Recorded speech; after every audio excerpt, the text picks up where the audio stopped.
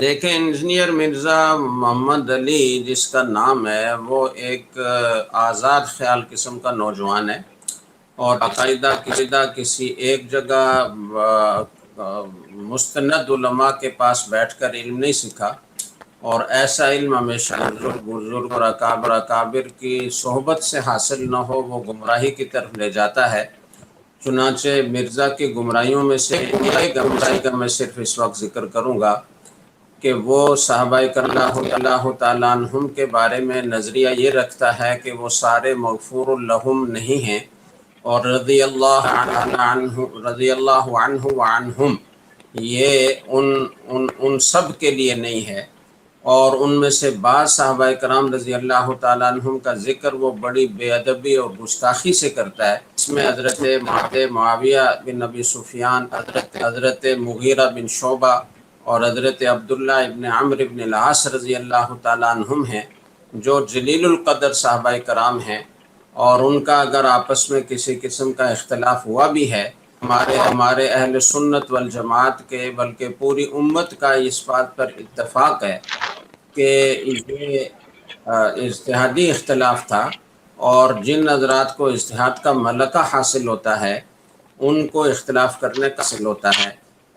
دو جہتیں ہوتی ہیں، ہر فریق یہ سمجھ رہا ہوتا ہے کہ اللہ تعالیٰ کی رضا اس میں ہے، اور اس کے علاوہ امت مسلمہ کا فائدہ اس میں ہے، اعلاء کلمت اللہ اس میں ہے، دین کی حفاظت اس میں ہے،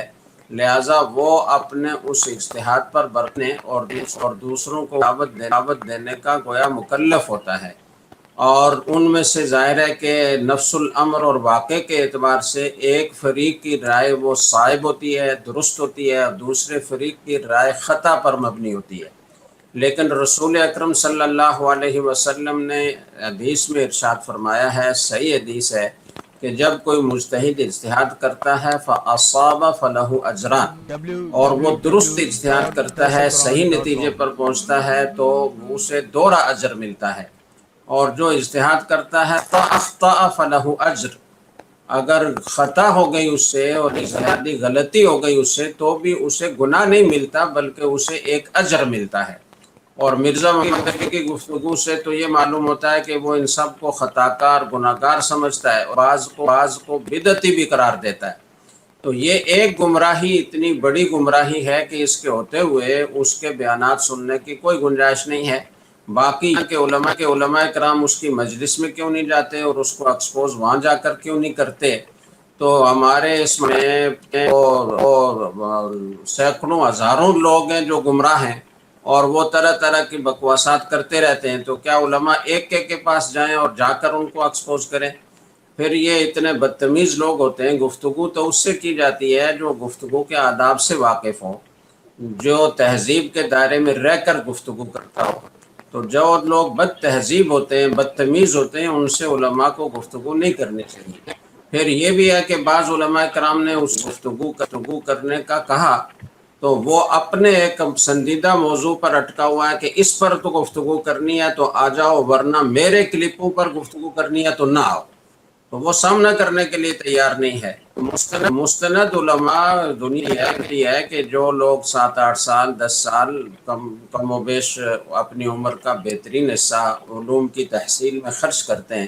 اور مستند علماء کے پاس رہ کر علم حاصل کرتے ہیں، انہی کا علم مستند ہے۔ اور جو گھاٹ کا پانی پیتا ہے، کبھی کسی کے پاس بیٹھ گیا، مرزا محمد علی پہلے بریلوی تھا، پھر وہ دیوبندی بنا، پھر وہ غیر مقلد بنا، اب وہ ایک اور نیا فرقہ بنا رہا ہے اور اس کی ترویج میں لگا ہوا ہے۔ تو در حقیقت وہ فرقہ پرستی کی بذات کا ذمت کرتا ہے، لیکن خود اس نے اپنا ایک نیا فرقہ بنا لیا جو سب سے ہٹ کر ہے، اور وہ سب کو گمراہ کہتا ہے۔ وہ بڑے بڑے ائمہ پر تنقید کرتا ہے، بڑے بڑے فقہا پر بدتمیزی سے بات کرتا ہے، اس لیے ایسے شخص کے بیانات نہیں سننے چاہیے۔